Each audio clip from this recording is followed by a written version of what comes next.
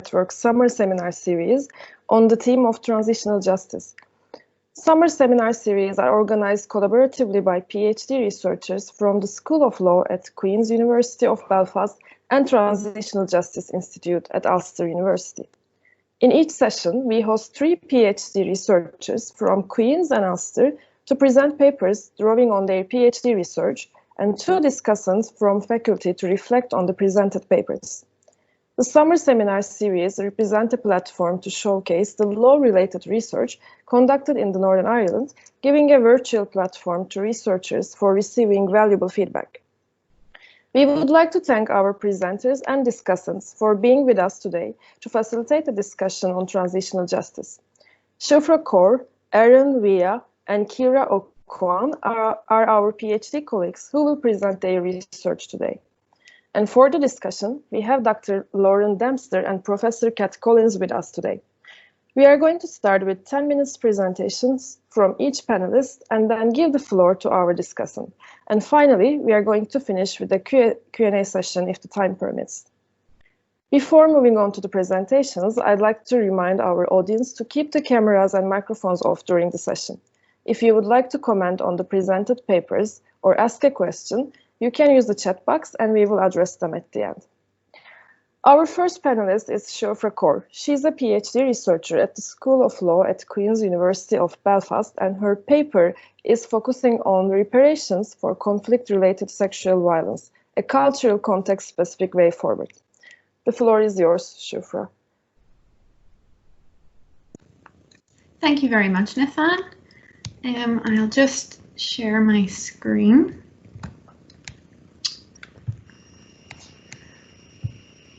I hope everybody can see that okay? Yes, we can. Thank you. So hello everybody, my name is Siofra Corr, and as Nissan said, I am a second-year PhD student at Queen's University Belfast. My research is focused on reparation processes for conflict-related sexual violence victims. The aim of this research is to illustrate how culture may be used as a lens through which to explore the complexities of recognizing the cultural specificities that have been missing from more essentialist or universalist approaches to reparations in this context. So today I will be focusing on what a cultural lens may add to reparation processes. Firstly, I'll be discussing what are reparations, then what does the term culture mean, and ultimately discussing the importance of a cultural lens for reparation processes. What are reparations? What do we mean when we discuss them?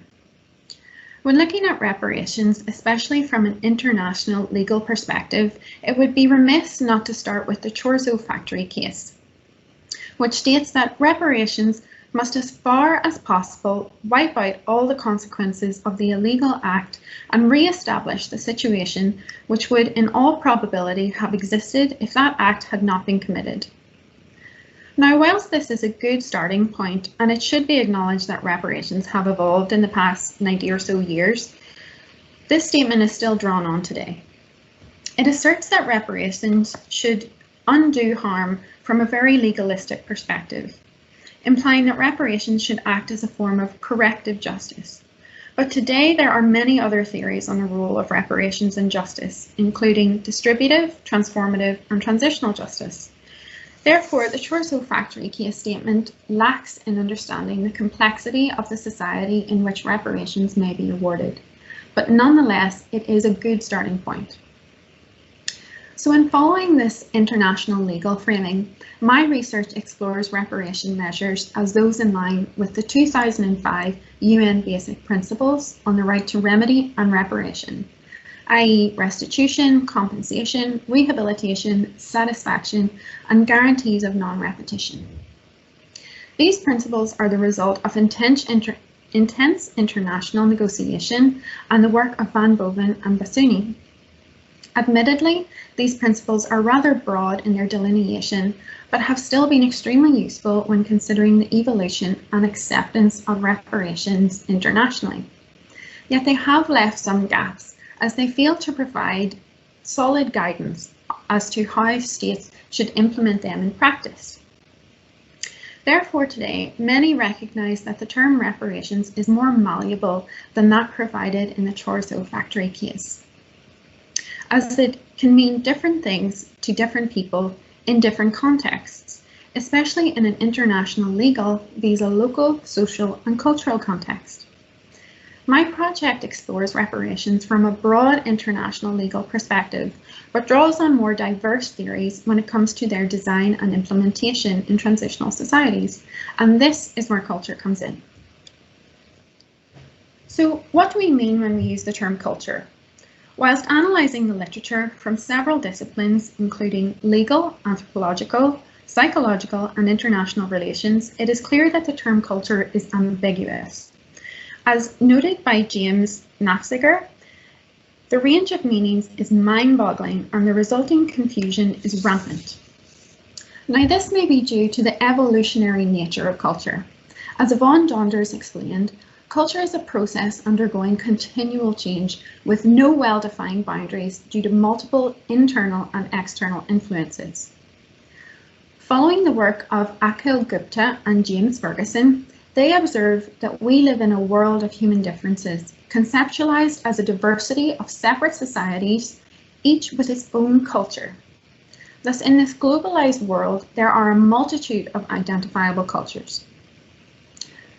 But when we discuss identifiable cultures, they are not limited to national or even regional cultures, as separate societies and their identifiable cultures can range largely within the borders of a state. Thus, these differing cultures and perspectives are a key and relevant area of both international and domestic law in an increasingly connected world. Therefore, as the recognition of differing cultures grow, further research is needed to understand how societies interpret law and culture on both the domestic and international levels. This is important when considering the current challenges posed when international organisations such as NGOs and states respond to cultural diversity in the design and implementation of reparations programs. In light of this, my research follows the assertion that culture is not timeless, bounded and homogeneous. Therefore, it is important that the debate surrounding culture and law continues to better reflect the modern understanding of the position that culture is never static, and thus the law must evolve in its recognition of this. The cultural lens.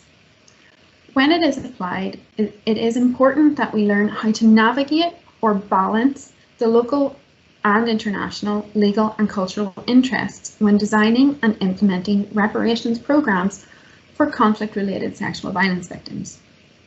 So where do we begin? Well, we need to first acknowledge the importance of cultural sensitivity and norms when it comes to conflict-related sexual violence, as this can be the first obstacle to reparations. An example of such can be found in Nepal, where conflict-related sexual violence victims have been completely neglected from any interim relief and reparations programs. Yet, when we talk of reparations, a lot of the literature refers to the approach being victim-centred. Yet this is an overly simplistic approach, as the entire society needs to be considered. Acknowledging the complexity of cultural norms in a transitional society is necessary, as this society has allowed or at times been complicit in the atrocities of others. Therefore, we must consider how do we include them in a cultural context-specific way forward, and allow the culture to evolve and allow for the recognition of the wrong suffered by conflict-related sexual violence victims, and provide them with the reparation programs needed. So I'm going to show you two examples. The first is of per-cultural consideration when designing and implementing reparations, and the second shows that when culture is considered, it can result in more effective reparative measures. The first example is one from Guatemala. The state awarded compensation to victims of conflict-related sexual violence. And whilst this might sound good, the confidentiality of these victims was breached, as the checks they were awarded stated that they were victims of sexual violence. This created unnecessary exposure and stigma. So if we consider the cultural context some of these women lived, one of their only routes to economic security in the future is through marriage. And through their identification as a victim of sexual violence, they were no longer suitable. This process did not at all engage with the local societies from which these victims came and resulted in the awarded reparations causing further trauma. Whilst I acknowledge this is a more extreme example, it did happen and shows the consequences of not acknowledging the cultural context in which reparations programs are implemented. But I don't want to be overly negative, so I'll end with my second example, which highlights good practice when considering cultural context-specific reparations. This is a picture from a report recently published by the Reparations, Responsibility and Victimhood in Transitional Societies project here at Queen's. It is of a memory hut for missing persons from Padar, Uganda, which is a community-led repertory initiative. Sorry. This is a place where people who had their children kidnapped and never returned can remember them in their own way via their own rituals, and it brings the community together in recognising the harm. Whilst I acknowledge this isn't an example for reparations for conflict-related sexual violence, it is a good example that can be drawn on in the future. Therefore, when we design and implement reparations programs, we must look beyond the purely legal and what the state can do, and we have to engage further with the local cultural understandings of reparations and conflict-related sexual violence if we want to design and implement programs that are truly needed, wanted, and can be accepted without causing further trauma to conflict-related sexual violence victims and the societies they live in. So thank you very much for listening, and I really look forward to your feedback and any questions.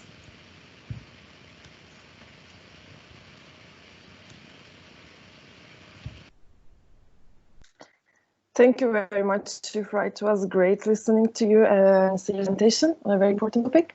And our second panelist for today is Aaron Weah, who is doing his PhD at Transitional Justice Institute at Ulster University. And he is going to present today his paper entitled Transitional Justice from Below, Conceptualizing the Memoryscape and Grassroots Memorialisation. Over to you, Aaron.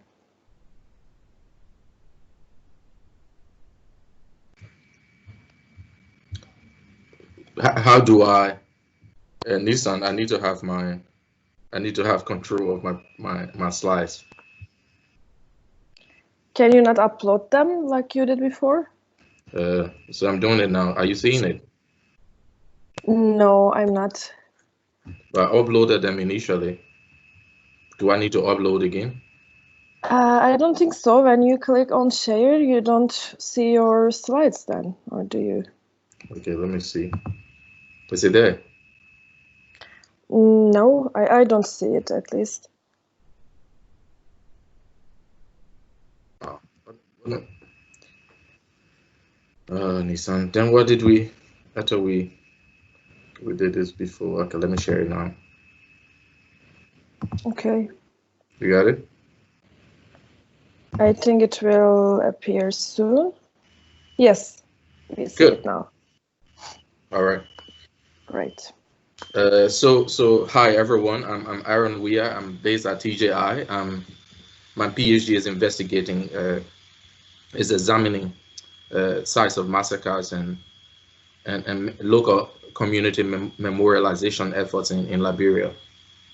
My presentation here today is basically trying to see the trend, the popular trend of memory studies and the shift that has evolved, and how local communities now are appropriating the use of memory that was originally the preserver state from mostly coming after World War II, when state was mostly using memory, as a tool. So I'm going to go through that, and then I will talk about the memoryscape, which is still an understudied concept that has been used in Liberia, has mostly been used as a methodological tool to profile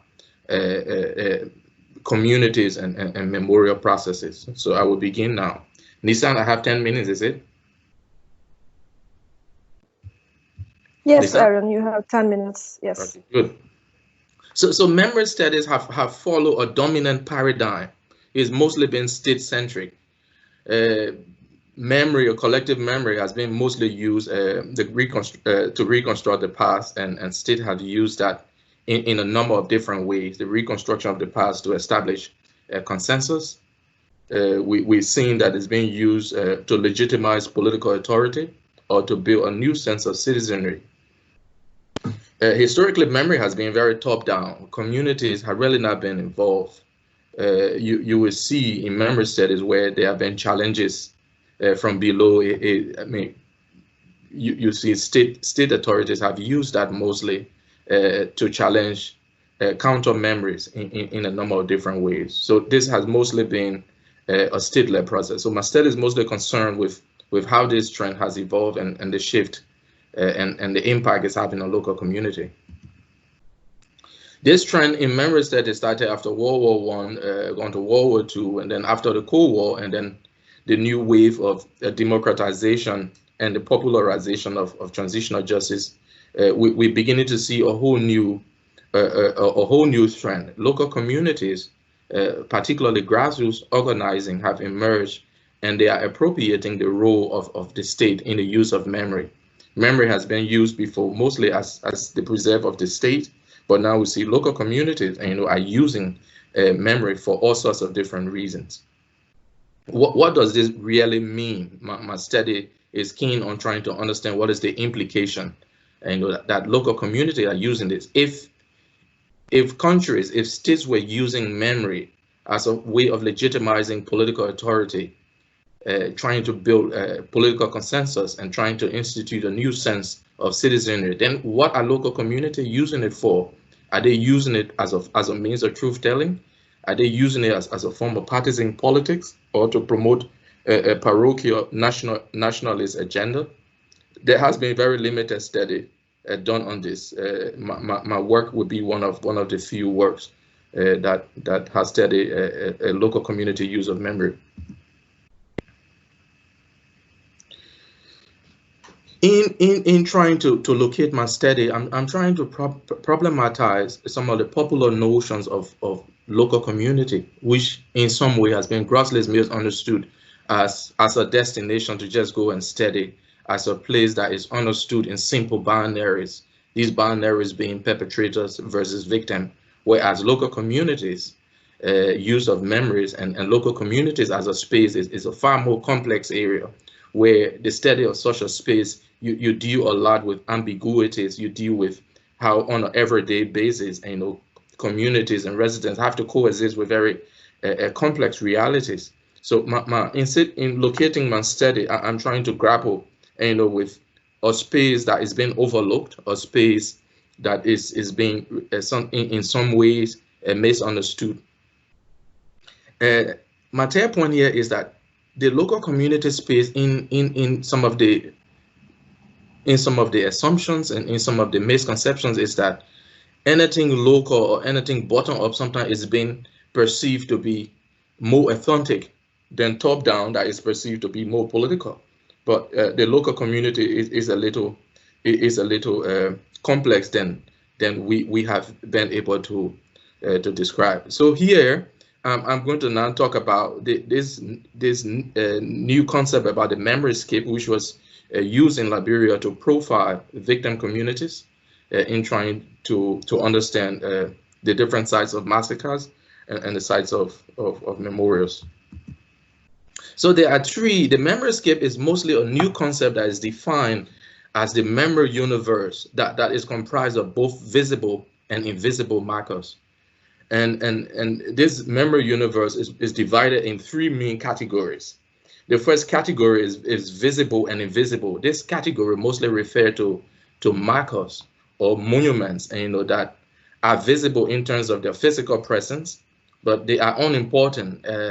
They do not occupy any place in the consciousness of community.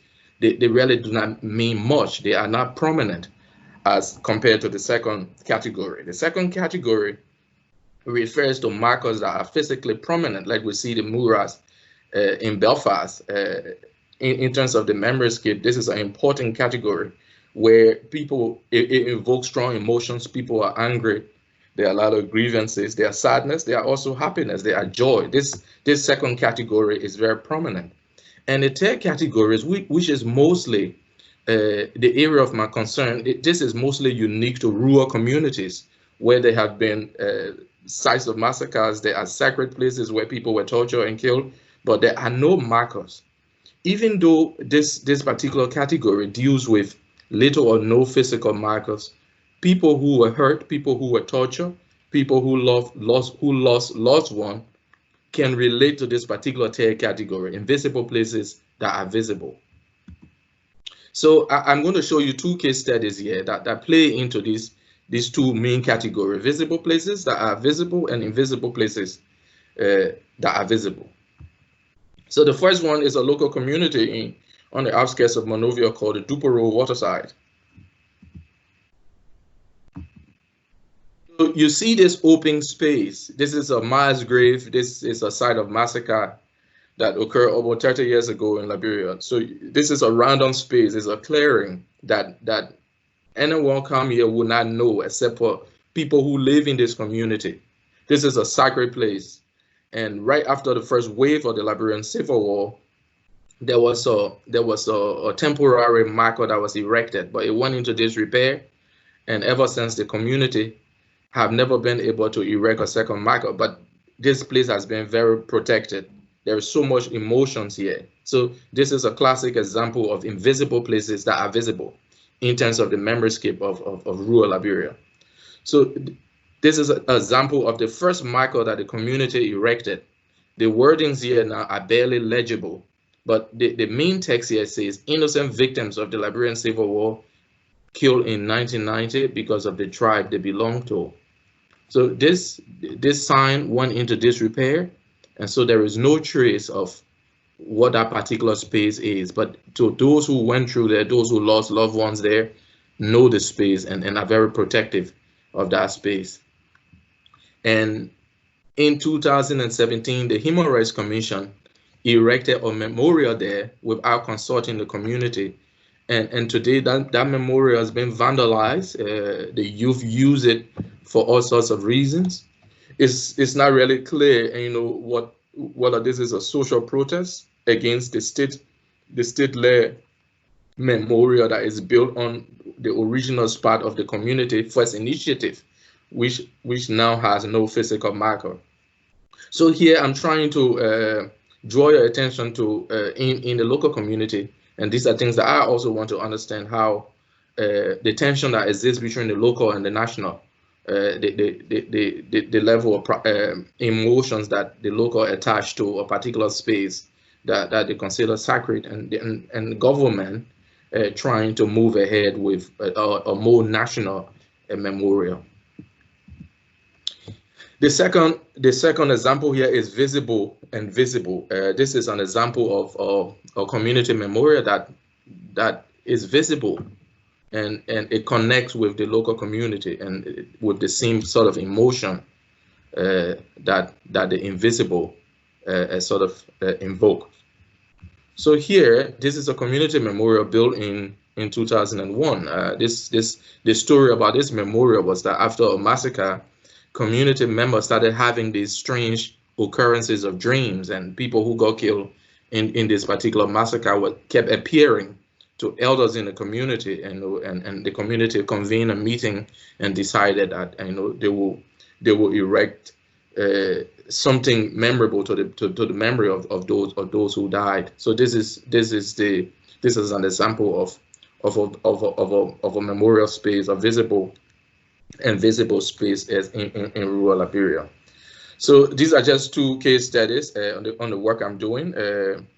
Again, as I mentioned, the actual contribution in terms of part of my research is to understand what are the transitional justice implication for this kind of local work.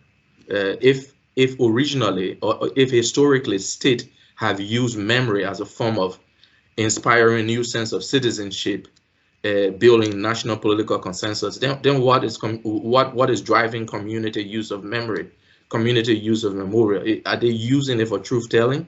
Are they using it as a form of symbolic reparations?